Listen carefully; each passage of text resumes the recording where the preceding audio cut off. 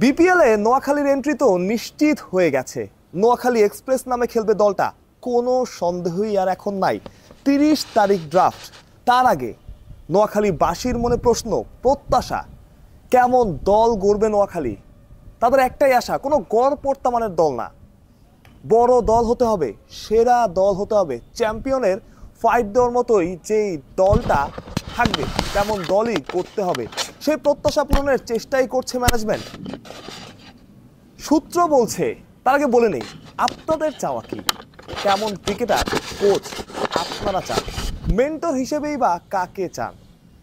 সূত্র বলছে বেশ কজন নামী ক্রিকেটারের সাথে কথা বলছে নোয়াখালী, এবং সেটা হবে আপনাদের পছন্দ মতোই, অর্থাৎ ভালো লাগবে এমন নামই দলে ফেরানোর চেষ্টা করছে ফ্র্যাঞ্চাইজিটা।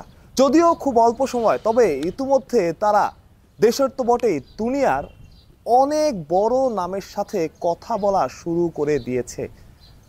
শুরু থেকেই যদি শুরু করতে যাই, আমাদের কাছে কি খবর আছে, জনসন চার্লস, সূত্র বলছে জনসন চার্লস ছাড়াও আরও কিছু ক্রিকেটার, তবে আমি শুধু এখন জনসন চার্লসের নামটাই বলছি, আরও কিছু ক্রিকেটারের নাম আমি জানি যেগুলো বড় নাম, সঙ্গত কারণে সেগুলো বলতে পারছি না। বাট জনসন চার্লসের সাথে তাদের কথাবার্তা অনেকটাই এগিয়েছে, অর্থাৎ জনসন চার্লস যদি নোয়াখালী এক্সপ্রেসের হয়ে খেলেন, নোয়াখালীর জার্সি গায়ে জড়ান, তাতে অবাক হওয়ার মতো কিছুই থাকবে না। দেশীয় অনেক ক্রিকেটারের সাথে কথা হচ্ছে, একটা নাম আপনাদের বলতে পারি, সেটা হাবিবুর রহমান সোহান। অনেকেই হয়তো ভাবছিলেন, অনেকেই হয়তো ভেবেছেন কাকে নোয়াখালী দলে ফেরাবে। ডিরেক্ট সাইনিং, দুইজন ডিরেক্ট সাইনিং করা যাবে, দুইজন ক্রিকেটার, দেশীয় ক্রিকেটার সরাসরি চুক্তিতে দলে নেওয়া যাবে। তাদের একজন হতে পারেন হাবিবুর রহমান সোহান, বা ড্রাফট থেকেও তারা তাকে দলে নিতে পারেন।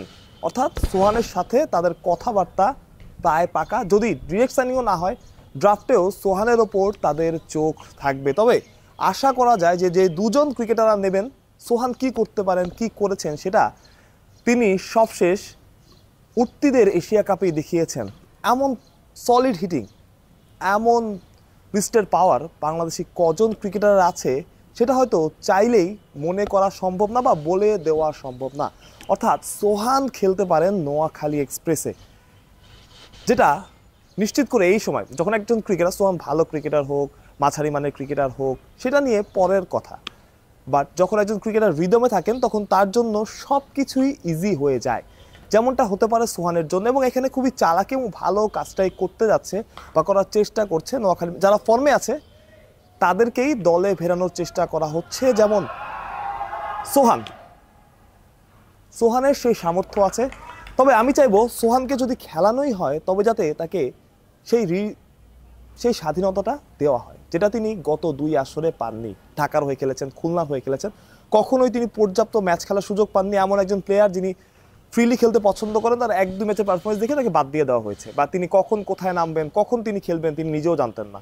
সুতরাং যিনি রিদমে আছেন তাকে যাতে ওই স্বাধীনতাটা দেওয়া হয়, যাতে সোহান 1 ম্যাচ খারাপ খেলে, 2 ম্যাচ খারাপ খেলে বলা যায় তুমি পুরো টুর্নামেন্ট খেলবা ভাই, কোনো সমস্যা নাই, জাস্ট নিজের খেলাটা খেলে দাও, ফ্রিলি খেলে দাও। আমার মনে হয় তাতে সোহান পারফর্ম করতে পারবে।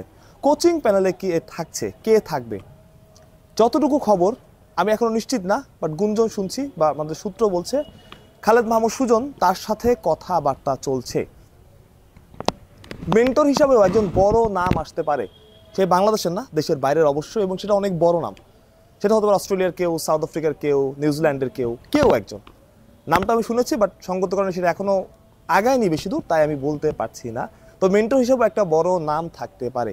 এই ছিল নোয়াখালী এক্সপ্রেসের সবশেষ আপডেট। আশা করা যায় বড় একটা দলই গড়বে নোয়াখালী। অনেক নেগেটিভ আলোচনা তো হয়, আমরা করি, তো একটু পজিটিভলি যদি চিন্তা করি, নোয়াখালী যদি বড় দল হয়, নোয়াখালী অনেক বড় ফ্যান পেজ আছে, নোয়াখালীর মানুষজন নোয়াখালীকে যতটা ওন করে সেটা আসলেই প্রশংসনীয়।